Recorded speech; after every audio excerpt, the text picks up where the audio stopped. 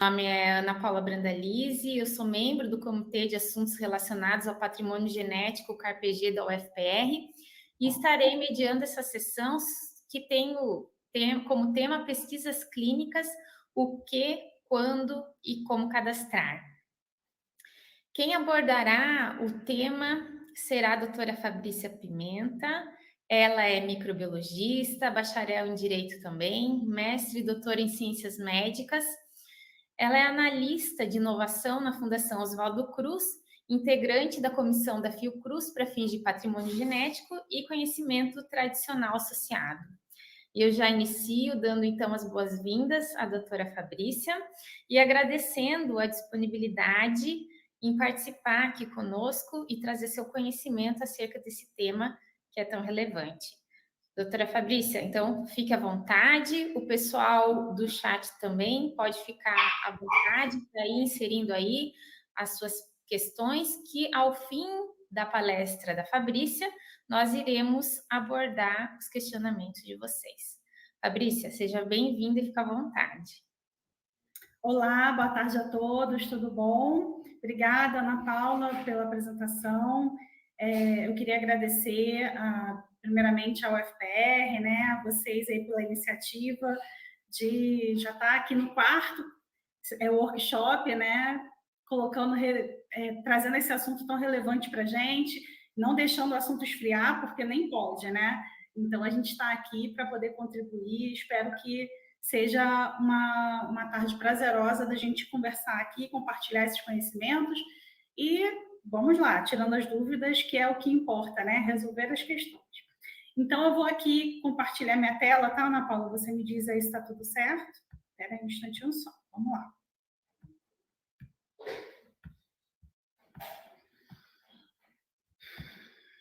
Estou aqui compartilhando, vamos lá. Vocês estão vendo? Tá vendo, Ana Paula? Tudo certo? Sim, tá tudo certo, Fabrícia, tá ótimo. Então, vamos lá. Como a Ana Paula falou, o tema é pesquisas clínicas, o que, quando e como cadastrar. Eu justamente tentei fazer essa organização para começar a consolidar mais o conhecimento na cabeça da gente, né? Porque a gente não pode deixar de considerar que é um conhecimento complexo, é um tema assim que tem uma complexidade de ordenamento jurídico, né? São uma lei, um decreto, várias portarias, várias resoluções. Então, quanto mais a gente conseguir organizar o conhecimento na nossa cabeça, vai ser útil para a gente, né? Então, vamos lá. Já começo, então, o que cadastrar, né? E eu queria trazer para vocês... deixa eu só contar aqui uma barrinha que está me atrapalhando. Isso. Eu já queria trazer para vocês a importância de vocês conhecerem as definições da lei, né? Na medida que a gente consegue ter a clareza das definições dos conceitos da lei, do quanto esses conceitos evoluíram ao longo desde 2000, que o Brasil começou a instituir essa governança do patrimônio genético brasileiro, né? Através daquela medida provisória. Então, esses conceitos foram evoluindo. Então, é importantíssimo a gente ter a clareza desses conceitos na nossa cabeça para a gente conseguir... vou te dizer, na minha prática de assessoramento aqui já há muitos anos, quando a gente conhece o conceito, aprende o conceito, a gente consegue responder a talvez metade ou até um pouco mais das dúvidas que a gente tem sobre o assunto, né? Então, a lei, a 13.123, trouxe o que é no seu artigo 1º, né, do que ela trata, né? Então, ela diz ali o acesso ao patrimônio genético do país, bem como bem de uso comum, ou seja, um bem da população brasileira, do Brasil, não é um bem de um determinado pesquisador ou de uma determinada instituição, ele tem a guarda deste bem, né? Ele encontrado em condições in situ, né? Eu vejo algumas pessoas com dificuldade de entender o que é o conceito de in situ, né? Então, é o conceito de como está encontrado no meio ambiente, né? Em condições naturais, no ecossistema, no seu habitat natural.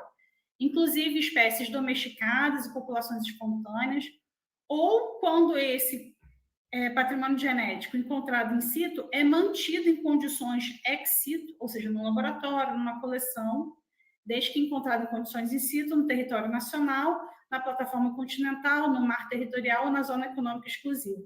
E daí a gente vem, eu já enfrentei dificuldades, dúvidas de... E uma amostra que eu fui lá no gelo lá da Antártida e tirei a amostra de lá e isolei aqui no Brasil. Como é que a gente considera isso, né? Isso é patrimônio genético brasileiro? Ou seja, ele foi isolado aqui no Brasil, mas ele é originalmente fora do Brasil. Então, a gente tem que estar atento a essas questões, né? Então, o que a lei fala como encontrado em condições in situ? No território nacional, na plataforma continental e na zona econômica exclusiva. Ele tem que estar em ecossistemas e habitats naturais, ou seja, ele não pode ter sido introduzido. Mesmo que ele tenha sido introduzido, ele tem que gerar populações espontâneas, né? É o que a gente está colocando ali embaixo, ó, populações espontâneas, capazes de se auto-perpetuarem naturalmente nos ecossistemas e habitats brasileiros, certo?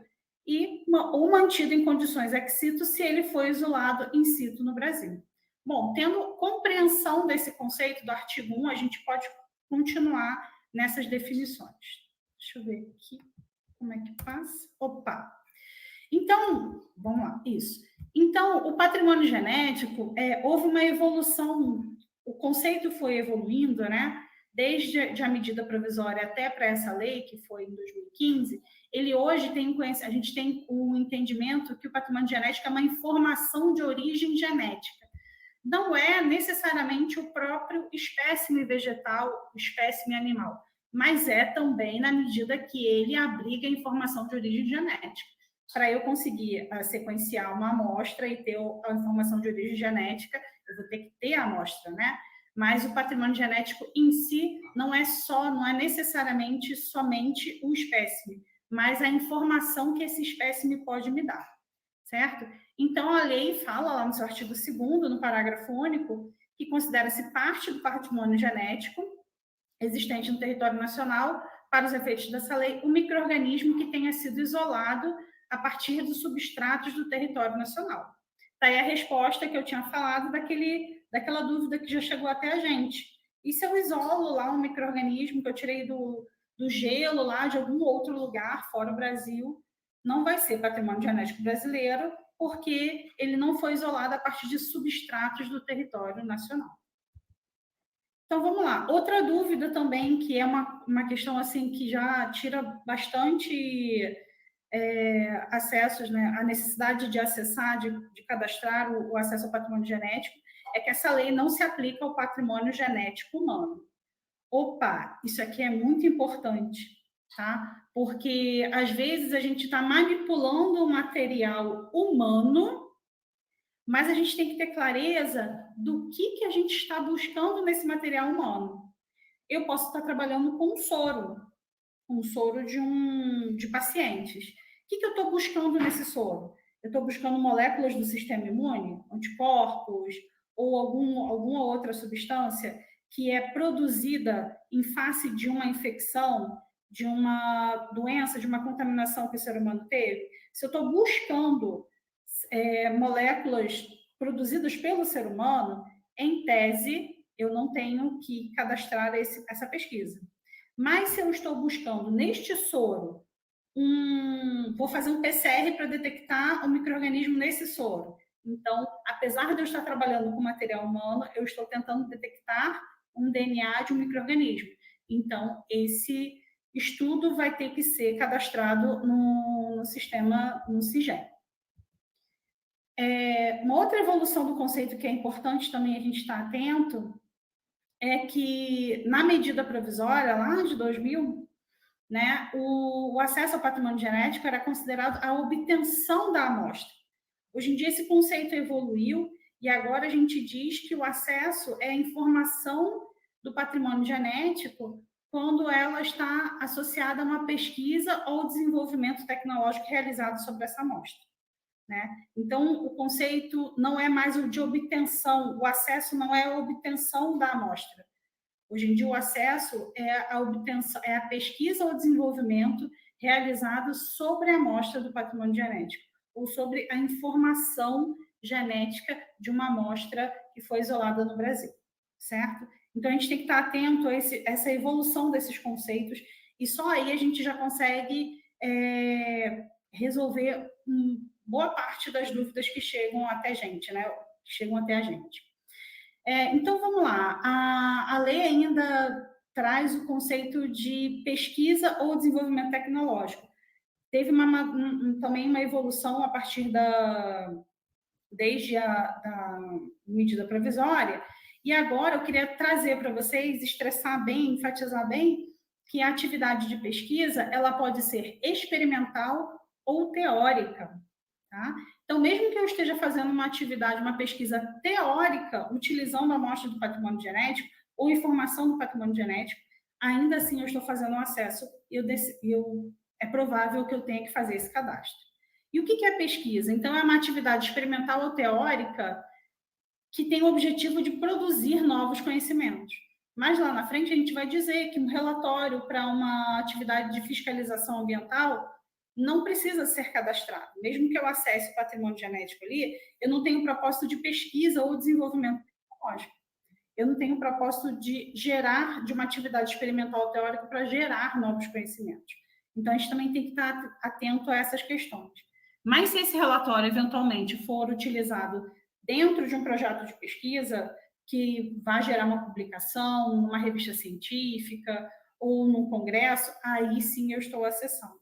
Então, o conceito da lei agora é muito do que eu vou fazer com esta amostra, com esta informação, certo? De igual forma, o desenvolvimento tecnológico fala sobre desenvolver novos materiais, produtos ou dispositivos, aperfeiçoar ou desenvolver novos processos para exploração econômica, certo? Então, vamos seguir aí. Exemplos, então, de projetos cadastrados no CIGEM. Eu trouxe aqui alguns exemplos, né, que a gente pode explorar um pouquinho melhor depois nas perguntas, né? Eu trouxe aqui estudo dos mecanismos virais para disseminação e tropismo no hospedeiro, papel da saliva do flebótomo no estabelecimento da doença ou resposta imune, ou seja, é a saliva, quando eu estudo a saliva do flebótomo, então tem que ver se esse flebótomo ele é um patrimônio genético brasileiro, mesmo que eu esteja estudando o estabelecimento da doença ou resposta imune. O que eu estou detectando? A resposta imune ou eu estou acessando o flebótomo? Eu estou pegando a saliva do flebótomo e inoculando em alguém, em algum modelo? Então, posso estar acessando o patrimônio genético. Pesquisas de genes de resistência em bactérias presentes em moscas. Então, eu estou ali acessando os genes das bactérias. Essas bactérias foram isoladas onde? Avaliação da resposta imune contra uma proteína de um protozoário. Também eu estou acessando o patrimônio genético na medida que eu uso a proteína para inocular em algum animal, em um rato, em um camundongo ou num coelho, para estudar essa resposta imune. Mas a medição dessa resposta imune não necessariamente eu tenho que cadastrar, mas o uso da proteína do protozoário é bem provável que eu tenha que cadastrar. Então, eu vou ter que cadastrar um projeto por conta do uso dessa proteína. Quando eu faço análise proteômica dos secretomas de fungos, quando eu verifico aspectos fisiológicos e comportamentais da interação entre triatomíneos e tripanossomas, quando eu faço um estudo da microbiota da glândula salivar de triatomíneos e sua caracterização morfológica, quando eu faço sequenciamento de cepas de micro-organismos, quando eu faço a avaliação de antígenos de algum protozoário, quer seja natural ou quer seja ou que eu faça um processo de recombinação aí desses genes, né? Identificação e caracterização do loss de microsatélites para estudos populacionais, né? Então, uma variedade de projetos de pesquisa tem a necessidade de fazer o cadastro do acesso, desde que eu tenha clareza que eu esteja trabalhando com uma informação genética, uma informação genética de um micro-organismo, um protozoário, um fungo, um inseto que seja patrimônio genético brasileiro. Mesmo que eu esteja trabalhando com uma amostra de humano, uma amostra de um animal, que é um animal que, tipo um camundongo, que ele não é brasileiro, que ele não é patrimônio genético brasileiro. Tá, então, a gente já conseguiu entender um pouquinho melhor esses conceitos. Eu trouxe aqui de uma forma genérica. Para o CIGEM, é difícil a gente avaliar se a gente não tiver o caso a caso, né, para fins de aferição, se ele cabe, se ele está sob a égide da lei, né, a gente tem que avaliar caso a caso, mas, de uma maneira geral, quando a gente consegue ter clareza desses conceitos, a gente já consegue resolver grande parte das nossas dúvidas. A lei também trouxe, por meio do decreto 8772, algumas situações que são exceção, que, na verdade, você pode acessar o patrimônio genético, mas como você não tem o propósito de fazer pesquisa ou desenvolvimento tecnológico, isso não configura acesso, né, para fins da lei. Então, o artigo 107 do decreto 8772 diz que os seguintes testes, exames e atividades, vejam, quando não forem parte integrante de pesquisa ou desenvolvimento tecnológico. Isso é uma grande dúvida dos pesquisadores também. Poxa, Fabrícia, eu estou fazendo aqui uma comparação e extração de informações de origem genética e eu já consegui observar alguns dados importantes, vou publicar o meu artigo. Se você fez essa comparação e essa extração de informação genética, mas não utilizou para publicar um artigo, para uma tese, dissertação, uma tese ou uma dissertação, você não precisa, isso não configura acesso. Mas na medida que você incorpora esses resultados, essa metodologia de comparação e extração de informações dentro de um projeto de pesquisa, aí eu saio dessa exceção da lei. E aí eu já preciso cadastrar este projeto, certo? Então, esse artigo 107 diz que testes e exames clínicos diagnósticos, eles não configuram acesso se não forem parte integrante de pesquisa. Vejam que isso foi muito importante na época do Covid, né? Na época do Covid, os testes, as amostras eram diagnosticadas por meio de PCR, ou seja, você estava acessando a informação genética do vírus numa amostra humana e depois muitos daqueles foram sequenciados, né? Muitos genomas foram sequenciados. E até aí, para fazer o diagnóstico, não estava configurando acesso. Mas na medida que você pegou essas informações, organizou e publicou um artigo científico, aí você já está configurando acesso ao patrimônio genético e tem que fazer o cadastro, certo? Então, aqui a gente tem um rol de exceções, né, a ser considerado acesso, como extração de óleos fixos, purificação desses óleos, né, teste para aferir taxas de mortalidade, crescimento ou multiplicação de parasitas. Veja, eu estou fazendo no laboratório um teste para saber qual antibiótico que eu vou utilizar para aquele micro-organismo, para debelar aquela infecção. Eu não estou acessando o patrimônio, eu estou ali verificando a informação genética, mas eu não estou acessando o micro-organismo para fins desta lei. De igual forma, né, a resolução do CGEM 29 também trouxe mais uma exceção. Ele diz lá no seu artigo 1º que equipara-se as atividades e testes previstos no artigo 107, esse que a gente acabou de ler, e quando não forem parte integrante de pesquisa ou desenvolvimento tecnológico. Novamente, aqui está o mesmo pensamento. Se é pesquisa ou DT, mesmo que sejam atividades que não configurem acesso, se for pesquisa e DT, vai virar acesso, tem que ser cadastrado. Então, aqui, ó, relatórios técnicos, se eles não forem parte de pesquisa ou DT, não precisam ser cadastrados como acesso. Identificação ou confirmação de identificação taxonômica de patrimônio genético a ser incorporado em acervo ou coleção ex situ.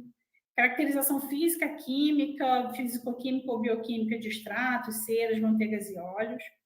Testes de controle de qualidade, testes que usem o patrimônio genético como micro-organismo-alvo. Então, esses não configuram acesso se não forem utilizados dentro de um projeto de pesquisa ou DT. De igual forma, a gente tem que estar atento às espécies que não são nativas, que foram introduzidas no Brasil.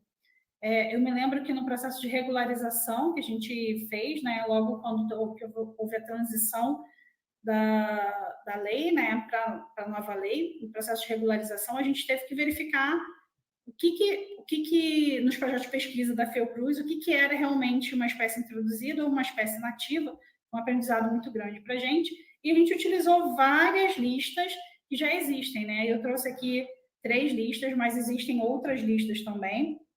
Tem uma lista de espécies introduzidas, né, publicada pelo Ministério da Agricultura. Tem também um catálogo do Jardim, um portfólio do Jardim Botânico, também do catálogo taxonômico da fauna do Brasil, que são listas importantes para a gente ter lá no nosso hall. Vamos saber se aquilo ali, investigar se aquela planta, se aquele micro-organismo, tem até micro-organismos controle que a gente tem que estar atento. Apesar deles serem vendidos comercialmente, eles podem ter sido, e estarem no exterior, né? Mas eles podem ter sido originados no Brasil. Então, a gente tem que estar atento até essas questões. Eu queria trazer ainda para vocês situações que os prazos ainda estão suspensos. Até eu vi ontem no site do CEGEM, ele não tinha havido ainda uma publicação de ato oficial do secretário executivo. Eu não vi, não tenho notícia dessas resoluções, de alguma resolução, né, nesse sentido. Até onde eu tenho conhecimento, esses prazos ainda estão suspensos, que são quando eu tenho um projeto de pesquisa que tem que ter mais de 100 registros de procedência, e não da espécie em si, não de uma espécie em específico, né, mas da procedência, pode ser da mesma espécie, ou seja, eu estou fazendo um estudo de Covid, eu tenho 1.000 amostras de Covid, são todos do mesmo tipo de vírus, mesma espécie de vírus, mas eles têm procedências diferentes. Então, se eu tenho mais de 100 registros de procedências diferentes, eu ainda estou com prazo suspenso. A gente tem uma alternativa para cumprir a lei que eu vou mostrar aqui, mas esse prazo ainda está suspenso. Amostras de substratos contendo micro-organismos não isolados, ainda não teve publicação do ato oficial do secretário executivo, apesar do sistema já ter mudado um pouco.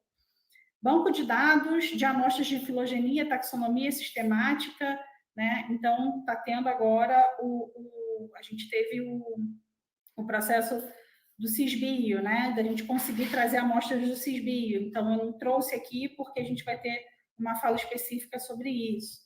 Amostras obtidas de in silico. Então, a gente vai ter um processo de trazer essas amostras automaticamente, esses registros dessas amostras automaticamente para o CIGEM. Esse prazo também está suspenso, né?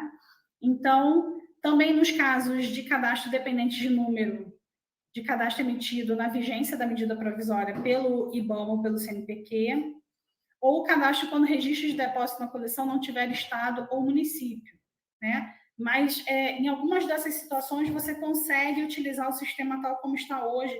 E eu sempre falo para os pesquisadores, no máximo que vocês conseguem, tentem já fazer o cadastro dos seus registros para evitar que acumule, para não ficar um passivo muito grande e depois ter que gerenciar tudo isso vai ser, assim, um trabalho hercúleo, vai ser muito difícil, né? Então, na medida que se pode utilizar o sistema hoje, a gente tenta utilizar.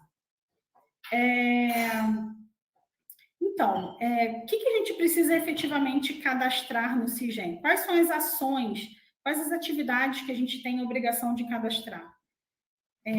A gente tem que cadastrar, então, quando a gente vai acessar esse patrimônio genético ou um conhecimento tradicional associado a um patrimônio genético. A gente tem que cadastrar quando a gente vai fazer remessa de uma amostra de patrimônio genético para o exterior, seja uma planta, seja uma alíquota de um micro-organismo, uma extração de DNA ou de RNA. Se é um micro-organismo do patrimônio genético brasileiro, a gente tem que fazer remessa, ou a gente também tem que cadastrar quando a gente vai fazer o envio.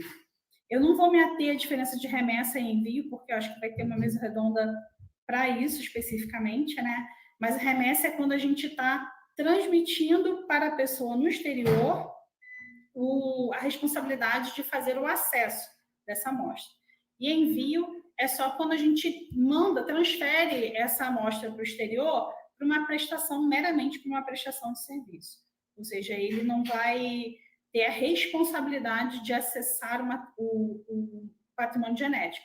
Ele presta um serviço e vai mandar a informação para você de volta, para você fazer esse acesso. Ou seja, você observar a informação genética que está ali dentro daquele material que você mandou para ele. Também é necessário fazer o cadastro, né? Eu estou aqui o que cadastrar. Eu tenho que cadastrar quando eu vou fazer a exploração econômica de um produto acabado ou material reprodutivo, oriundo do acesso ao patrimônio genético ou CTA, o conhecimento tradicional associado. Então, na medida que eu vou fazer uma exploração econômica de um produto acabado ou material reprodutivo, antes de fazer essa exploração econômica, eu tenho que fazer a notificação desse produto. Eu tenho que, se tiver CTA, eu tenho que apresentar o acordo de repartição de benefícios, né? Conforme cita lá o artigo 16. Vejam que eu estou mostrando aqui o que eu tenho que cadastrar. Eu ainda não disse em que momento eu tenho que fazer esse cadastro. Até nisso, a lei trouxe essa peculiaridade, né? A lei antiga dizia que eu tinha que fazer esse cadastro anterior ao acesso. Agora, essa lei flexibilizou, no sentido que ele diz o momento que ele pode fazer o cadastro, dependendo de cada situação que você estiver gerenciando, trabalhando, organizando. Vejam que é um instrumento declaratório, você está declarando, então a responsabilidade da declaração é sua, e os efeitos, as repercussões, seja positivas ou negativas dessa declaração, também serão suas, tanto que você coloca lá o seu nome, né, o seu CPF como declarante. Ok, então eu já entendi o que é cadastrar, ou o que não precisa ser cadastrado, ou o que está suspenso ainda de cadastro, mas quando eu vou cadastrar? O cadastro, então, ele tem que ser realizado no sistema, né? E ele tem que ser realizado antes de de uma maneira geral, antes que aquela informação saia do seu controle, né? A ideia é essa. Quando eu vou mandar a amostra para o exterior, ou seja, quando eu vou fazer uma remessa, eu já tenho que ter esse cadastro feito no CIGEM. Quando eu vou requerer um direito de propriedade intelectual, uma patente, um pedido de patente, quando eu vou depositar um pedido de patente no INPI, eu já tenho que estar com o cadastro feito. Quando eu vou comercializar um produto intermediário, eu já tenho que ter feito esse cadastro. Quando eu vou divulgar esses resultados, eu já tenho que ter feito esse cadastro. Porque a gente não pode esquecer do propósito da lei. O propósito da lei é preservar, é proteger o bem comum. Na medida que esse bem comum ainda está no domínio do pesquisador, do laboratório, ele tem uma certa proteção. Mas na medida que eu coloco para fora, né, que eu mando para o exterior, que eu publico, que eu dou publicidade por meio de um artigo ou de um depósito de um pedido de patente, eu já estou perdendo um pouco mais de controle. Então, na medida que eu já cadastrei, esse cadastro já diz para... É um cadastro que diz assim, esse patrimônio é um patrimônio do Brasil. Está lá, é uma prova de que aquele patrimônio é um patrimônio brasileiro. Se alguém fizer uma apropriação, um uso inapropriado depois, ele pode vir a ter que arcar com as consequências, né, com as repercussões desse mau uso. Tá? Então, esse cadastro ele tem que ser feito antes de fazer uma remessa, de pedir um pedido de patente ou depositar uma proteção para software, alguma coisa assim. Antes de eu publicar, tá? Eu já tenho que estar esse cadastro. E seja qualquer publicação num congresso, num artigo científico, numa jornada interna, num release da sua comunicação, você já tem que estar atento a isso, tá? E se você não está atento, você pode sofrer as sanções desse não cadastro no momento correto, no momento oportuno. Essa infração administrativa vai desde a advertência, multa, eu já vi casos de multa, né? Tanto para pessoa física quanto para jurídica. Na verdade, eu já vi casos em que a pessoa física e a pessoa jurídica eram multadas, né? Porque era um caso de uma pessoa estar fazendo uma infração, mas ela estar em nome de uma instituição. E também pode ocorrer a apreensão do material, ou seja, não deveria acontecer, mas ainda existem casos de pessoas que transitam com amostras de micro-organismos dentro do avião, no seu bolso, tá, né? Então, além de todos os outros problemas que podem acontecer, né, de, sei lá, se é aventado bioterrorismo, essas coisas assim, ele também pode ter ali a sua amostra apreendida porque ele não fez de forma correta o cadastramento de uma remessa desse material, certo? Então, vamos lá. Além da gente ter que estar atento ao tempo desse cadastro, a gente também tem que estar atento que, havendo modificações no cadastro, havendo modificações de alguma maneira do seu projeto de pesquisa, você tem que fazer atualizações desse seu cadastro. O artigo 20 lá do decreto fala, então, que havendo modificações de fato ou de direito nas informações prestadas ao CIGEM, o usuário deverá fazer atualização dos seus cadastros ou notificação pelo menos uma vez ao ano. Então, isso também é uma coisa que a gente esquece de fazer. A gente fez o cadastro lá, já se desonerou daquela responsabilidade. Ufa, Fabrícia, toma aqui o cadastro que eu fiz, tô kit com o CIGEM. Não, não é bem assim. A gente tem que estar atento à atualização. Atualização dos resultados obtidos, atualização da equipe, atualização das parcerias, tudo isso a gente tem que estar atento a atualizações, né? Então, essa atualização, ela tem que ser ainda realizada para incluir as informações referentes ao requerimento de qualquer direito de propriedade intelectual ou licenciamento de patente. Então, a gente tem que estar atento. Publicamos um monte de artigo. Alguns anos depois, a gente foi lá e depositou um pedido de patente com aquele patrimônio genético, licenciamos aquele pedido de patente ou aquela patente, a gente tem que colocar lá no campo de resultados, lá embaixo, que isso aconteceu. É necessário fazer essa atualização. Eu já vi algumas situações que era requerido essa atualização por conta de depósito de pedido de patente. Vamos lá, só vou trazer, porque esse assunto vai ser falado numa outra mesa redonda, né? Mas eu queria trazer a experiência da Fiocruz, como a Ana Paula falou, eu sou da Fiocruz, né? Sou aqui da Fiocruz do Paraná, mas são medidas padrão para a Fiocruz inteira, né? A Fiocruz, ela ficou bastante atenta e preocupada com essas questões de remessa e de envio, e a gente pegou o modelo padrão, né, do TTM, que veio com a resolução do CGM 27, pegamos esse modelo e fizemos um modelo padrão para toda a Fiocruz, aprovado pela Procuradoria Federal, que nos assessora, né? Então, fizemos um modelo padrão que atende às peculiaridades da Fiocruz, submetemos à Procuradoria, e a gente usa esse modelo para todas as transferências de material biológico. Tá? De uma maneira geral, se tem patrimônio genético envolvido, a gente, inclusive até entre instituições nacionais, a gente utiliza esse modelo. Ah, Fabrícia, mas remessa é só para o exterior. Concordo, é só para o exterior. A gente não usa o termo remessa da lei, mas a gente usa transferência de material, né, biológico. Mas a gente já usa, de uma maneira geral, as cláusulas que a lei preconiza até para algumas instituições, até em alguns casos de instituições nacionais, tá? Mas, com certeza, mais prioritariamente para as estrangeiras.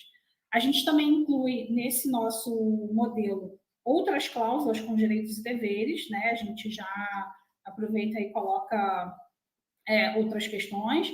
E a gente, mesmo em casos de envio, a lei traz, mesmo que seja para envio, a lei traz ainda muitas necessidades, né, muitas peculiaridades que têm que ser atendidas. Então, a gente, de uma maneira geral, mesmo para casos de envio, a gente usa o mesmo MTA com algumas adequações. A gente usa todas as cláusulas no modelo padrão e eu posso te dizer que, assim, para algumas instituições do exterior, a gente, às vezes, encontra alguns problemas, como problemas de foro, como colocar que tem que obrigatoriamente atender a lei brasileira, né? Algumas dificuldades para a interpretação da nossa lei brasileira, mas, de uma maneira geral, a gente consegue convencer as instituições do exterior a aceitarem o nosso MTA. Eles estão bastante atentos a essas necessidades e, de uma maneira geral, a gente tem sido bastante exitoso com conseguir que o nosso MTA seja assinado sem grandes dificuldades, né? A cláusula de foro é uma cláusula bastante difícil de lidar, né? E a gente faz uma cláusula de foro compartilhado, no sentido que, para as questões de CIGEM, especificamente das amostras de patrimônio genético, a gente tem que utilizar o foro brasileiro por conta da nossa Lei 13.123, né? Ainda falando sobre remessa e envio, a gente teve recentemente uma resolução do CIGEM que foi importantíssima para a gente, porque o decreto, o 8772, ele diz lá no seu artigo 1º que o micro-organismo não será considerado patrimônio genético nacional quando o usuário, quando for numa fiscalização, né, instado por uma autoridade competente, comprovar. Então, ele tem que comprovar os dois, o item 1 e o item 2, ou seja, é cumulativo, não é um ou outro, né?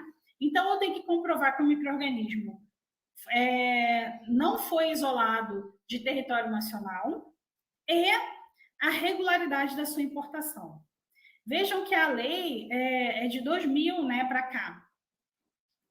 E eu tenho muitas amostras que eu não tenho uma regularidade de sua importação porque foram trazidas há muito tempo atrás, né? Talvez trazidas até de uma forma que não fosse a mais correta possível naquela época, ou naquela época não tivesse as necessidades ou exigências para se trazer amostras.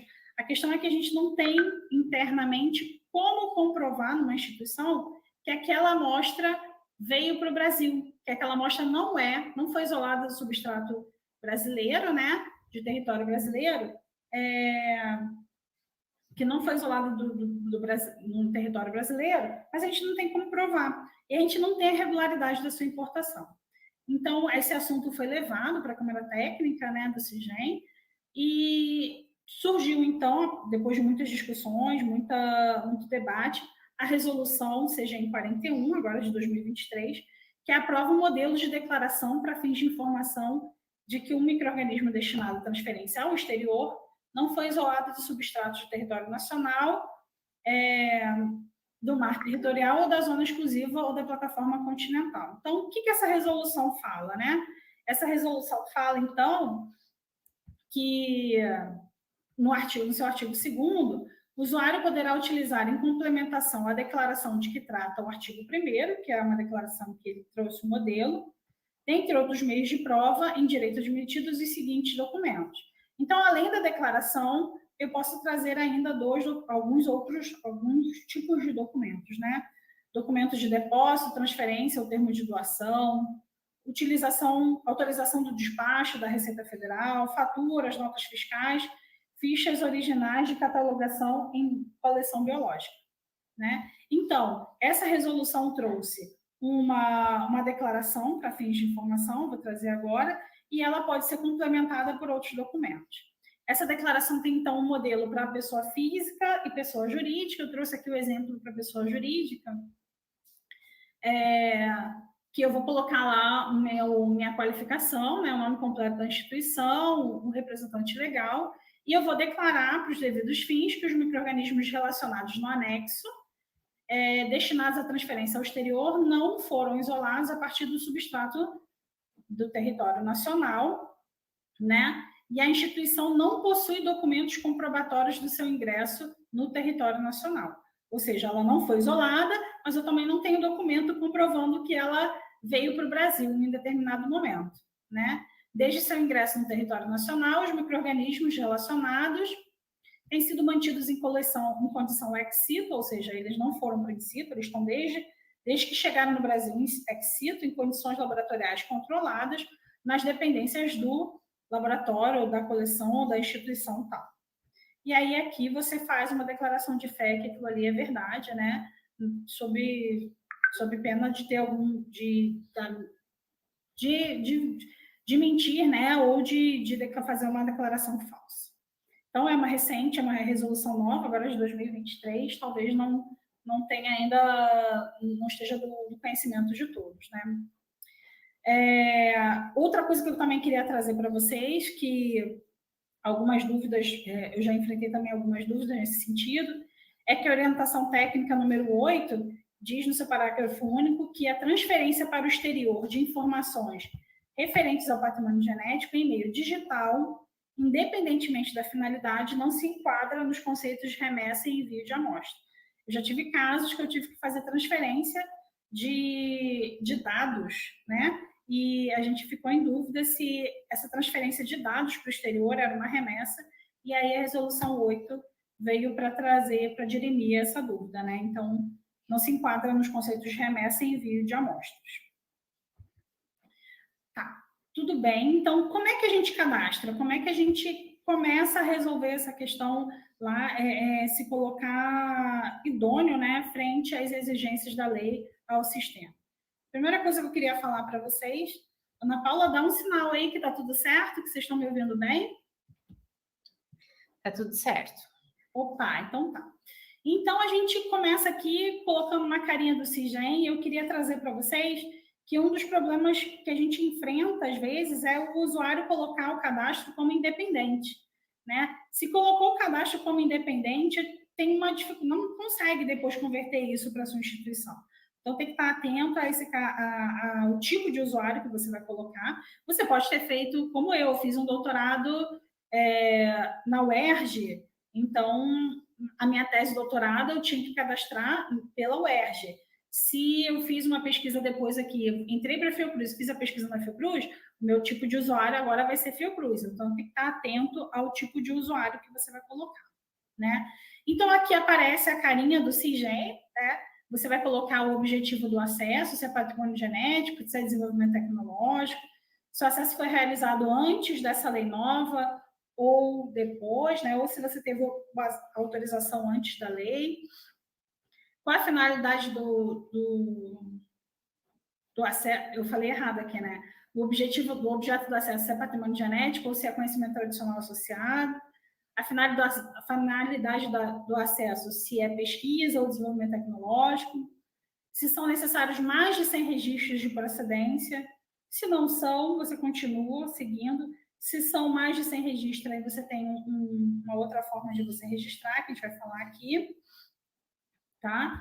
E aí você tem que continuar respondendo as questões que têm a marcação em vermelhinho. Tá? No caso de você ter mais de 100 registros de procedência, então existe a possibilidade que eu franqueio para os meus pesquisadores de já conseguir cumprir essa exigência legal de cadastro dessas amostras, né? A portaria 2 da Secretaria Executiva do CIGEM, ela trouxe, então, a oportunidade de você colocar toda a informação numa tabela, tá? E aí eu vejo aí, ó, tem 15 tipos de tabela, dependendo da situação, que você preenche aquela tabela e manda, faz o registro de de uma única procedência no CIGEM e pega esse númerozinho, coloca na tabela do cadastro e manda para o CIGEM um e-mail cumprindo a sua formalidade. Então, aqui é um exemplo da planilha, né? Eu tenho que completar ali todas as colunas, eu tenho que colocar todas as informações. Tem instruções ali embaixo para você preencher, para não ter dificuldade. Não vou te dizer que é fácil, mas é compreensível, dá para você fazer, né? Essa tabela depois vai... Esse aqui são alguns itens e tem mais colunas à direita, que são essas colunas aqui, né? Eu cortei aqui para mostrar para vocês. Tem outras tabelas também. Essa aqui é a tabela para quando você tem acessos ex situ, e aqui embaixo é quando você tem informações obtidas in silico. Então, para cada uma dessas, você tem exigências. Eu queria trazer aqui, evidenciar para vocês que para informações obtidas in silico, você tem que ter algumas peculiaridades, nem sempre as bases de dados que você coloca a informação científica, né, que você obteve, dão conta de toda a exigência da lei, e uma dessas exigências é que essa base de dados tenha acesso aberto e restrito ao Estado brasileiro. Se essa sua base de dados que você colocou a informação não dá acesso aberto e restrito aos brasileiros, você não está conseguindo cumprir essa exigência da resolução do CIGEM 26, tá? Então, aqui eu tenho que ter a identificação do banco de dados, o código de acesso, o link de acesso e, no mínimo, o município onde ocorreu a obtenção dessa amostra in situ, né?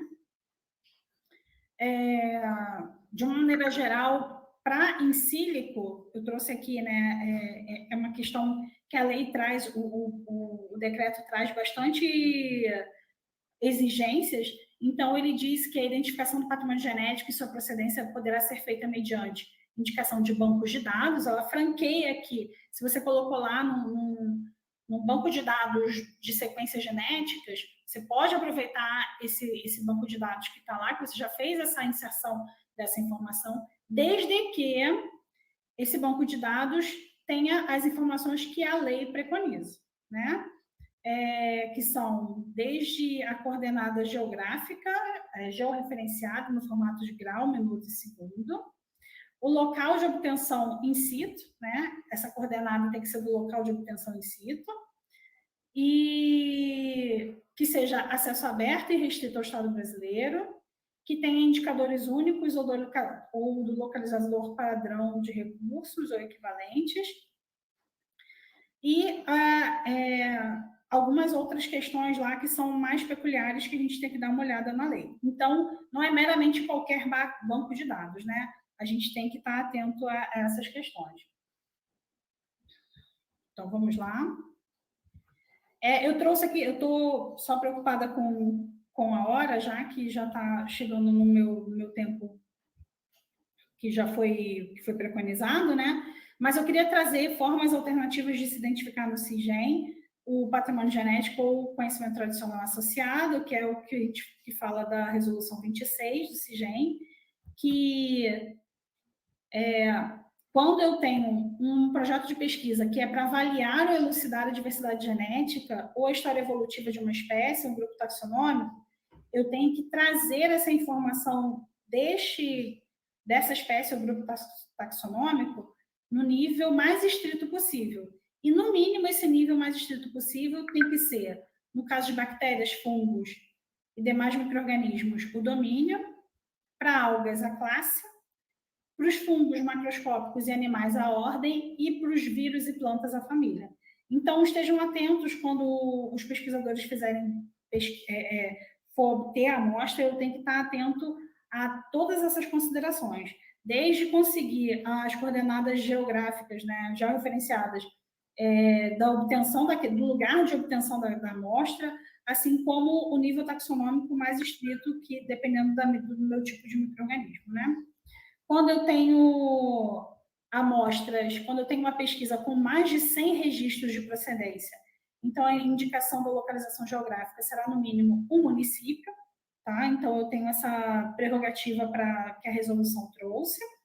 E quando eu tenho amostras de substratos com micro-organismos não isolados, quando eu vou fazer o cadastro, eu tenho que trazer no mínimo o domínio desses micro-organismos. Então, mesmo que eu não consiga identificar até o nível de espécie, eu tenho que pelo menos identificar o domínio, né, daquele micro-organismo, fungo, bactéria, né, ou eventualmente até um protozoário. Aqui trazendo novamente o CIGEM, uma telinha do CIGEM, eu tenho aqui, estejam atentos, né, que às vezes eu vejo os pesquisadores muito zelosos querendo preencher tudo.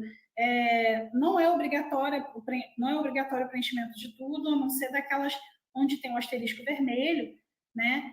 E vejam que o título em inglês não é obrigatório. O resumo da atividade, eu posso torná-lo sigiloso, ou seja, eu posso aqui colocar ele no sigiloso, mas eu tenho necessidade de trazer um resumo não sigiloso, ou seja, que eu tire ali as informações sigilosas, eu posso colocar de uma forma bem genérica esse para não prejudicar questões de sigilo, não prejudicar a novidade ou a atividade inventiva de, eventualmente, um pedido de patente que eu vou depositar, né? Eu tenho aqui o período de atividades que eu coloco o início e o término. Ou eu clico aqui ainda não iniciado ou em execução. Vejam que o meu conselho para os pesquisadores é, de alguma maneira, que façam projetos de pesquisa que sejam mais amplos, né? De forma que possam receber a maior quantidade de micro-organismos ou de procedências desses micro-organismos, vírus, né, ou, sei lá, qualquer outro tipo de material biológico, fazer um projeto mais amplo possível, de forma que possa abranger a maior quantidade de procedências que você conseguir. De forma que, assim, a gente tem vários pesquisadores que fazem projetos epidemiológicos ao longo dos próximos 5 anos, eles têm previsão de desenvolver vários projetos que tenham o mesmo caráter, vamos supor, um caráter epidemiológico, pesquisando uma mesma doença, ou pesquisando uma mesma comunidade, ou comunidades que sejam semelhantes. Então, eu assessoro no sentido de colocar um título abrangente, um resumo abrangente que vá contemplar todas essas procedências de micro-organismo. Aqui a gente também tem que responder se o acesso é realizado em área indispensável, segurança nacional, ou em águas jurisdicionais, que aí eu preciso de uma autorização a mais, né? Se eu vou colocar aqui a informação que se trata de micro-organismos não isolados, se eu coloco sim, então eu só tenho que aqui, ó, vejam que a obrigação, a exigência, a obrigatoriedade de marcar só está em domínio, tá? Se eu clico aqui para sim, micro-organismos não isolados, só aparece a obrigatoriedade de domínio. Quando eu coloco que eles não são, que eles são isolados, eu coloco não, para não são isolados, ou seja, significa que eles são isolados. Se eu coloco que a pesquisa tem o objeto de avaliar ou elucidar a diversidade genética ou história evolutiva, se eu coloco sim, e eu vou escolher o tipo de componente, e aí ele vai me dar a exigência que ele coloca aqui. Então, para fungo, ele vai pedir o gênero e a espécie, né? Se eu coloco vírus, ele vai me dar a exigência só de família. Então, o sistema vai mudando conforme eu escolho o tipo de componente, ou seja, o tipo de patrimônio genético que eu estou acessando. E aí, depois que eu escolhi o meu componente, eu tenho que colocar informação sobre procedência. Então, o sistema é assim: eu coloco o título, resumo, informo algumas situações de exceções da lei, depois eu coloco o tipo de micro-organismo, e depois eu coloco de onde eu trouxe essa informação desse micro-organismo. Qual a procedência dessa amostra, desse micro-organismo? A procedência é in situ? A procedência é in silico? A procedência é ex situ? Para cada uma dessas situações, eu tenho exigências diferentes. Então, para in situ, eu tenho aqui que selecionar o estado, o município e colocar as coordenadas georreferenciadas em hora, minuto e segundo, e colocar a data de obtenção. E o bioma também. Se eu escolho, se a minha amostra foi isolada de in silico, eu tenho que colocar a identificação do banco de dados, eu tenho que colocar o código de acesso, geralmente tem um voucher, tem um número de identificação, e o link para acesso à informação desse banco de dados. Tá? E aí eu não tenho necessidade de colocar essas outras informações, não são obrigatórias, e eu também tenho que colocar a data de acesso. Ou se a procedência de amostra é ex situ, ou seja, é de uma coleção biológica ou de uma outra fonte que seja ex situ, eu tenho que dizer o nome da coleção, o nome da instituição mantenedora dessa coleção, o número do voucher, né, e a data de coleta. E, por fim, eu tenho lá embaixo os resultados obtidos. Vejam que eu já coloquei lá atrás a obrigatoriedade de atualização desse registro, né? E uma das obrigações é informar esses resultados obtidos. Então, tá aqui mostrando um resultado, requerimento de propriedade intelectual, licenciamento de patente, desenvolvimento e comercialização de produto intermediário, divulgação dos resultados em meios científicos ou de comunicação, né, ou outros resultados. Quando eu coloco divulgação de resultados em meios científicos, eu vou colocar aqui, posso colocar um DOI, posso colocar referência, posso colocar o link da minha publicação. Poxa, mas será que realmente isso é tão importante? Eu sempre digo para os meus pesquisadores, é importante sim, que você vai fazer prova a seu favor. Se eventualmente algum dia chegar alguém com um artigo científico seu dizendo você não cadastrou esse acesso que você fez ao patrimônio genético. Você vai lá, pega o seu cadastro no CIGEM, olha, está aqui, eu informei que foi feito, que esse artigo faz parte desse cadastro.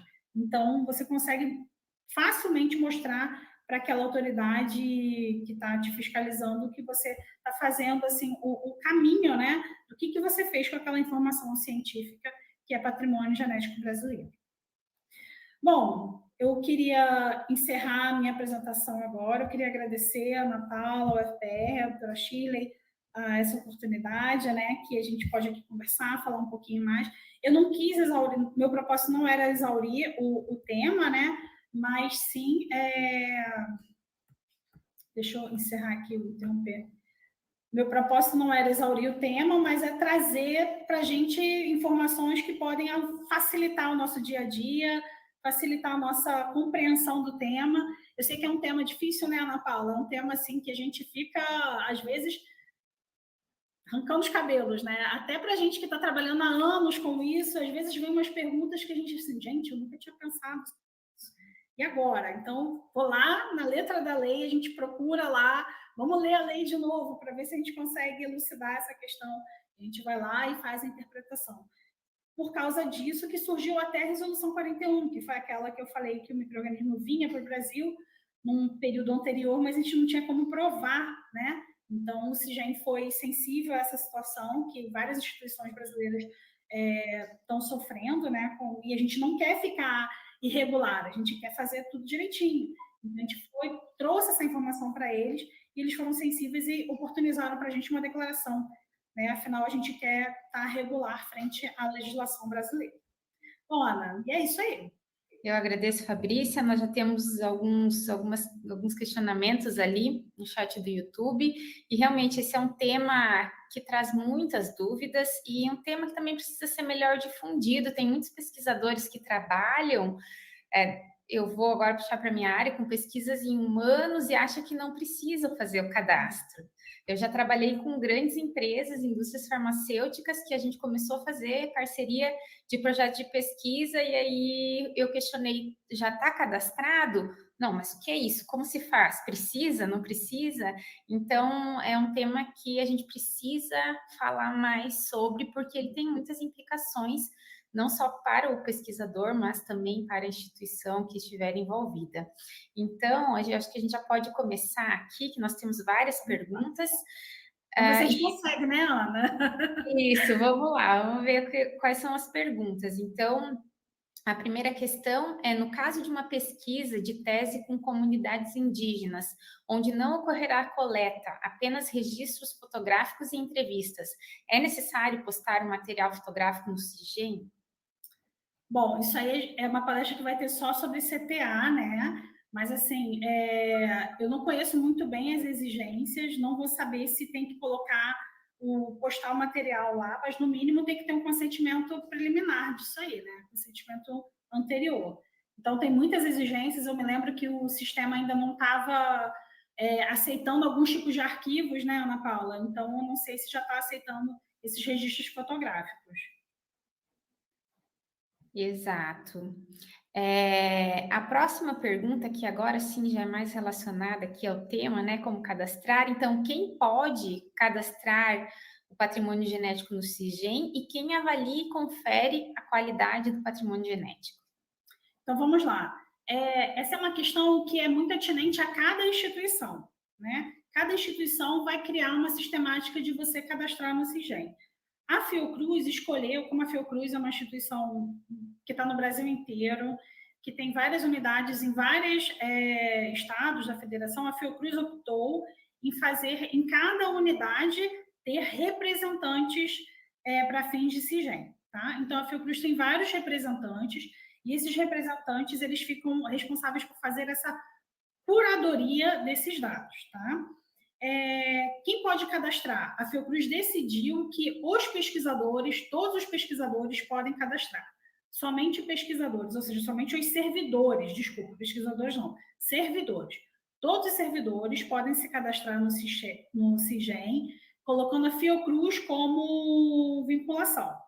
E a gente, representante da instituição para fins de CIGEM, a gente vai lá e aceita aquele cadastro, aquela vinculação daquele servidor à Fiocruz, certo?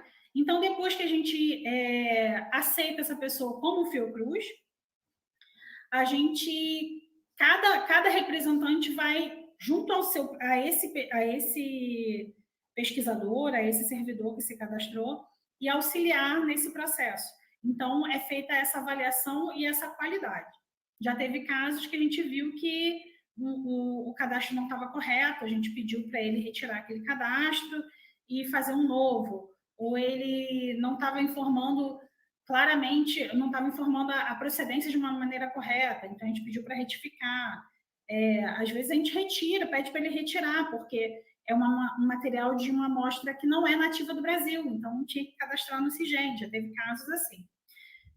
O CIGEM também tem um processo de avaliação desse cadastro, né? Então, ele tem lá um rito, quando você registra, ele tem um prazo para fazer essa avaliação. Eu acredito que o CIGEM, que a equipe do CIGEM não dá conta de avaliar todos, essa é uma avaliação aleatória, né? De uma quantidade ali, mas eu nunca enfrentei um caso do CIGEM verificar um cadastro e pedir para eu retificar, mas pode, com certeza isso já aconteceu. No processo de regularização, a gente teve casos, sim, quando a gente mandou, né, aquele processo de regularização, até um ano depois da lei nova, a gente teve casos que o CIGEM falou assim, ó, isso aqui não é patrimônio genético brasileiro, isso aqui é uma amostra, um patrimônio que não é brasileiro, que não é nativo. Então, a gente tirou aquele cadastro, pediu para tirar aquele cadastro. Então, essa curadoria é feita na Fiocruz, tanto em nível interno, pelos representantes, e também pode ser feita pelo CIGEM, uma amostra aleatória do CIGEM, né, da equipe do CIGEM. Então, eu falo de como é feito na Fiocruz. Por certo, em outras instituições, eu me lembro da professora Shirley também falar que na UFPR ela já fez essa curadoria e pediu, em algumas situações, para fazer essa retificação. Então, cada instituição vai ter a sua sistemática, né, a sua logística de cadastro. Isso. Bom, então a próxima pergunta é da Doriane. Montei uma biblioteca de 200 amostras de DNA de uma espécie e enviei para uma empresa no exterior para o sequenciamento. Eu devo ter o cadastro no CIGEM? Opa! Tem que cadastrar, é um envio, né? O envio para sequenciamento é um envio mais simples, né? No sentido de exigências da lei. Tem que ter um documento que é um documento que tem menos exigências, mas ainda assim é um envio. E ainda assim você tem que cadastrar, sim. As dúvidas de o que cadastrar, né? A gente sempre persistem. Acho que é a dúvida inicial, será que eu realmente preciso cadastrar? E aí, né, a gente tem uma lista gigantesca do que a gente deve e não deve cadastrar, mas tem essa questão também que você abordou muito bem, que é a questão das sequências em sílico, né? Sim. E muitas vezes a pessoa pensa que não precisa fazer o cadastro daquele projeto porque está usando algumas sequências em sílico. Comparou a sequência e isso faz parte de um projeto de pesquisa, não tem jeito, tem que colocar no CIGEM. Vai ter uma tabelinha no artigo, comparando lá as sequências, tem que cadastrar no CIGEM. Exato. A próxima pergunta da Ludmila: no caso de um mesmo micro-organismo isolados de pacientes de diferentes hospitais, cadastramos os hospitais como procedência? Isso. Não importa se você tem 5.000 registros de Covid, se são de procedências diferentes, se são de indivíduos diferentes, se é do mesmo indivíduo, mas de hospitais diferentes, se são... não importa, é a procedência que conta, e não efetivamente o nome do micro-organismo, né? Porque tem até lógica, porque o micro-organismo de um lugar para o outro pode ter uma mutação, né? Pode ter uma sequência alterada, então você quer preservar, quer proteger esse patrimônio, essa informação genética brasileira. Então, é a procedência que vale, e não em si o micro-organismo. Poxa, Fabrícia, mas cadastrar 5.000 sequências? Vejam, você organizou as 5.000 sequências numa planilha, não organizou? De alguma maneira, você tem essas 5.000 sequências organizadas. Então, você já conhecendo a lei, você organiza esse material conforme as exigências da lei. O seu projeto de pesquisa, assim, infelizmente no Brasil, o que a gente observa é que, às vezes, não há uma organização anterior, né? Não há um planejamento de como fazer a pesquisa. Às vezes a pesquisa é feita assim, me dá a amostra aí, eu estudo aí, tá, mas qual é a procedência da amostra? Não sei, a amostra já veio de fulano, que veio de ciclano, que veio de beltrano, então é necessário que a gente tenha um planejamento maior das nossas atividades de pesquisa por conta das exigências da lei, né? Então, para eu saber que aquele micro-organismo, que aquela planta tem uma determinada produção de uma substância tal, eu preciso saber onde ela é plantada. Se tem sol, como é que é o solo, como é que é a água. De igual forma, para outros micro-organismos também. Tudo depende de onde ele foi obtido, como ele estava sendo... o que ele estava contaminando, né? Onde ele estava crescendo. Tudo isso vai interferir na informação genética que a gente vai produzir a partir daquela pesquisa. E é importante, faz parte do método científico, né? Esse tipo de organização da informação. Isso, e aqui a gente tem uma outra pergunta que vem muito parecida aí, que se o cadastro deve ser realizado individualmente por amostra ou tem como ser em bloco? Então, é por procedência. Cada procedência você vai entrar com um cadastrinho ali. Um único cadastro, que você vai colocar título, resumo, nome do micro-organismo, né? Dependendo se é vírus, eu vou falar da família, se for fungo, eu vou falar a espécie. Então, eu coloco lá o micro-organismo. E aí depois eu vou entrar na procedência. Eu posso ter muitas procedências para aquele mesmo tipo de micro-organismo. Covid. Cadastrei o Covid. Eu vou cadastrar as tantas procedências que eu tiver de Covid dentro do meu projeto de pesquisa. Se eu, no meu projeto de epidemiologia, eu estudei 5.000 amostras, eu vou colocar 5.000 procedências. Então, é por amostra, é individual. O CIGEM, para mais de 100 amostras, o prazo do CIGEM ainda está suspenso. É onde eu vi lá nas resoluções. Mas você já vai organizando seus dados de forma que você, em algum momento, vai ter que colocar essas informações ali. Então, não deixem de coletar os dados de georreferenciamento, o local de coleta, a data de coleta. Eu vejo muito material sem data de coleta. Eu fiz o meu projeto, a minha coleta em mais ou menos em tal período. Gente, faz parte do método científico eu saber precisamente a data, porque é importante para a epidemiologia, né? A gente fazer estudos do caminho que a amostra fez. Então, a gente tem que ter minimamente esses dados e é o que o sistema pede, né? Isso. Agora, uma dúvida aqui da Regina: no caso de uma publicação antes do cadastro, como regularizar? Poxa. Então, depende da sua instituição. Os prazos para regularização, em tese, já acabaram há bastante tempo, né? Porque foi um ano após a nova lei de 2015, né? E aí você tinha o tempo para solicitar essa regularização, e aí o CIGEM depois teve que mandar uma informação para a gente, e o prazo começar a partir dessa informação, mas já tem bastante tempo, né? Então é provável que se a sua instituição não regularizou, então é provável que já tenha perdido esse prazo. Mas isso para fins de publicações de acesso antes de 2015, tá? Para acessos depois de 2015, você não tem como regularizar. Você já está errado perante a lei, né? Já está contra, né? Já está divergindo da lei. E aí é uma questão mais de foro da sua instituição. O que a sua instituição prefere? Que você cadastre aquilo ali e mesmo que cadastrando, você vai fazer prova contra você, mas você está mostrando a sua boa fé de cadastrar, que você não sabia naquele momento, que você teve dificuldade de fazer o cadastro, mas tão logo possível, tão logo você adquiriu aquele conhecimento, você cadastrou o seu artigo científico, mesmo que fora do prazo, você vai estar fazendo prova contra você, mas você cadastrou e está demonstrando boa fé.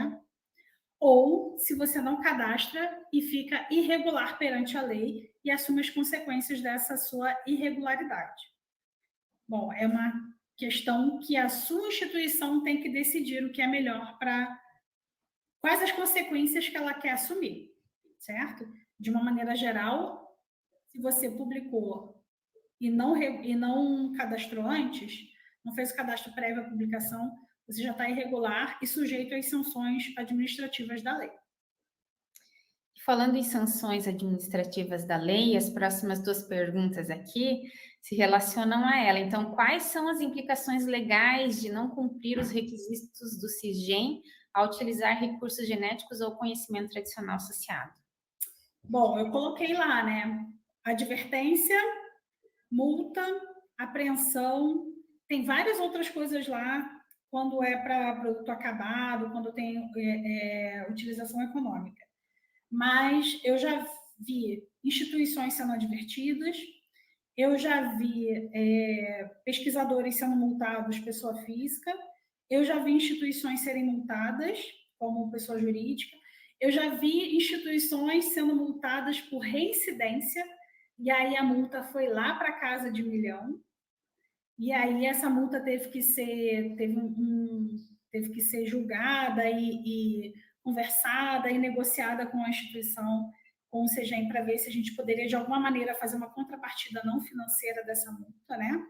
Para fazer uma conversão, né, desse caráter monetário da multa. Já vi a amostra ser apreendida, então as implicações legais são essas, basicamente para projetos de pesquisa. Isso, e a próxima pergunta aqui, que vem na sequência, essas penalidades, elas serão aplicadas a partir de quando? Bom, pelo processo, tem que ter um devido processo legal, né? Você vai ser autuado com aquela irregularidade. Se você não apresenta nenhuma justificativa contra aquela autuação, aquele processo de autuação vai ser finalizado e vai ser arbitrada a multa, né? E aí, arbitrada a multa, ela já vai poder ser cobrada. É claro que tem um trâmite todo da instituição, do Ministério, né? De comunicação à instituição, a instituição vai ter que ser informada, ser devidamente comunicada, demora bastante, não é coisa simples, não é coisa rápida, talvez coisa de meses, talvez um pouquinho mais, mas ela chega, né? Então, a penalidade chega. A apreensão acontece na hora, né? A advertência acontece com o devido processo legal e a multa também, com o devido processo legal. E muitas vezes os pesquisadores não estão cientes, né, que tanto a instituição quanto o indivíduo, CPF do indivíduo, né, ele vai responder legalmente por essa falta de cadastro, né? Então, aí é uma questão que eu vejo que as pessoas muitas vezes não têm esse conhecimento. Então, agora nós temos algumas outras dúvidas aqui. Vamos seguindo, que ainda temos uns 5, 6 minutinhos para continuar antes do intervalo. O Tarcísio pergunta se devo cadastrar no CISGEM material genético de origem externa, mas que foi adquirido por doação de empresa privada. Bom, origem externa é origem externa do Brasil? Deve ser externa do Brasil, né? Se for externa do Brasil, ele não é patrimônio genético brasileiro. Então, ele não tem que ser cadastrado, desde que mantido em condições laboratoriais, né? Se essa, não sei que amostra que é, né? Esse material, se é um animal, um inseto, e ele foi para o meio ambiente e adquiriu uma população espontânea adaptada, que tenha características distintivas aqui, por conta dessa adaptação no Brasil, aí eu já tenho um patrimônio genético brasileiro, tá? Então, dependendo do material, ele tem que ser mantido em condições laboratoriais que ele se mantenha ali nas mesmas condições como que ele veio, né? Ele não adquira características distintivas deste novo habitat que ele está. Ele tem que estar em condições laboratoriais. Aí ele não precisa ser cadastrado. Isso. Vamos seguindo, então. Outra questão, considerando o cadastro de um projeto amplo e longo, conforme os discentes de pós-graduação ingressam no projeto, insere-os na equipe do projeto e assim os produtos gerados já estão protegidos? Tem como ir Parece que ela fez um cadastrando? projeto grande, né? Bem amplo. E ela colocava os alunos da pós-graduação, né? Se ela colocar os alunos da pós-graduação, a proteção não vem da inserção do aluno, mas a proteção vem da inserção da procedência do material. Se conforme você insere o aluno, você insere também a procedência do material biológico que ele vai trabalhar na tese ou dissertação dele, aí está protegido. Tá? Mas até onde eu sei, até onde eu me recordo, uma vez que você tenha enviado o cadastro, finalizado o cadastro, você não consegue inserir novas procedências. Então, se você insere novos alunos, você não tem que inserir as procedências. Então, talvez você tivesse que abrir um projeto para cada ano, para os alunos que entram naquele ano da pós-graduação, e aí coloca todos os alunos e todas as procedências de material biológico deles. Aí daria certo. Mas você tem que colocar o material que eles estão trabalhando, tá? E um título e resumo de projeto que abranja todas as teses e dissertações deles, né? Então, isso também é importante. As procedências de micro-organismos, de vírus, tem que ter a ver com o projeto de pesquisa que você está fazendo, né? E é importante deixar claro que a obrigação de cadastrar é do pesquisador principal, É do né? pesquisador. Da instituição que está o pesquisador principal. Porque muitas vezes a gente vê que alguns, é um trabalho de doutorado, e aí o aluno de doutorado vai lá e cadastra. Então, esse é um cuidado bem importante que tem que ter para realizar o cadastro dentro da instituição. A gente já teve caso, Ana Paula, de assim, o pesquisador faleceu, e aí aquele cadastro, a gente não conseguia utilizar aquele cadastro porque estava no nome da pessoa. A gente já teve casos de ter que inserir mais gente na equipe, teve casos que a gente teve que tirar o cadastro e fazer novos, teve casos que a gente teve que inserir instituição parceira, porque no artigo, na publicação científica, estava dizendo que eu enviei material para a instituição fulana de tal. E no meu cadastro não estava dizendo que a instituição fulana de tal estava lá no CIGEM. Então, eu no artigo estou dizendo que eu mandei material para a instituição A, no meu cadastro estou dizendo que não tem instituição parceira, então tem uma divergência. Esses cadastros têm que ser atualizados conforme a dinâmica do projeto de pesquisa. Exato. Tem mais algumas dúvidas aqui. Um micro-organismo adquirido no exterior, a partir do momento que passa a ser multiplicado aqui, passa a ser um PG brasileiro? Depende de como ele é multiplicado. Se ele é multiplicado em condições laboratoriais, ele não é patrimônio genético brasileiro. Se você pega esse micro-organismo, né? Teoricamente vai estar dentro do laboratório, né? Mas eu não sei, se o seu projeto de pesquisa você vai pegar o micro-organismo e colocar ele na terra, num ambiente não controlado, e verificar o comportamento dele para depois isolar ele novamente, aí talvez ele agora, por conta de ser um micro-organismo novo, por estar no nosso habitat brasileiro, aí ele vai ser patrimônio genético brasileiro. Mas se você mantém ele em condições laboratoriais, ele não foi isolado no Brasil e mantém em condições laboratoriais, ele não é patrimônio genético brasileiro. Isso. Condições laboratoriais controladas, tá? Então, não é, sei lá, tem que estar no laboratório de verdade, né? Não é de qualquer maneira. Nós temos aqui, só lembrando que as questões aqui selecionadas são aquelas que têm relação, né, com o que a gente está debatendo agora, como cadastrar e tudo mais. Eu acho que, inclusive, essa questão aqui, ela já foi respondida, mas é importante, às vezes, quando a gente faz o questionamento de uma outra maneira, ela pode sanar a dúvida de outras pessoas. Então, eu tenho várias amostras de uma mesma espécie fúngica isolada no mesmo local, de pacientes diferentes. Então, eu adiciono cada amostra como um novo componente do patrimônio genético acessado? Então, como é o mesmo fungo, vai ser o mesmo componente, mas a procedência vai ser diferente. Vai ser do paciente fulano de tal que estava no hospital tal. Então, você vai colocar o georreferenciamento daquela pessoa naquele hospital ali. E a data que foi coletada. Se você coletou 200 amostras naquele hospital, de 200 pacientes diferentes, você São 200 procedências diferentes, porque são 200 amostras diferentes, certo? Mesmo que Então, esteja no mesmo hospital. mesmo que esteja no mesmo hospital. Para quem trabalha com humanos, é um pouco trabalhoso, e eu, inclusive, vi que em outras sessões a gente teve algumas perguntas relacionadas à Plataforma Brasil, porque o cadastro para trabalhar com humanos, ele é obrigatório que seja cadastrado na Plataforma Brasil para seguir a parte ética de CEP, CONEP, independente. E existe, de alguma forma, uma associação entre Plataforma Brasil e cadastro no CISGEM. E, inclusive, surgiram algumas perguntas relacionadas à existência de algum módulo para integrar isso. Vocês já têm alguma coisa aí nesse sentido na Fiocruz? Vou aproveitar. Eu acho, até onde eu sei, não, Ana. Eu não tenho notícia disso. É muito difícil porque, na verdade, a parte da Plataforma Brasil é a parte ética, né? E para a parte ética, não há necessidade de, quando você envia o projeto de pesquisa, já ter ele cadastrado no CISGEM, porque primeiro ele tem que, obviamente, estar aprovado no CEP ou CONEP para que eu possa começar a trabalhar com ele.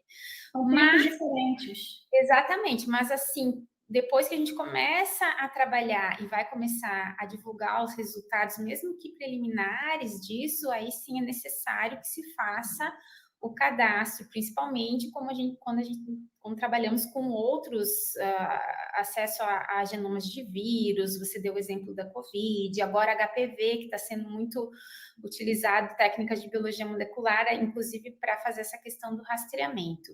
E agora eu acho que nós temos tempo para mais uma questão para poder encerrar e liberar aqui o espaço para a próxima sessão.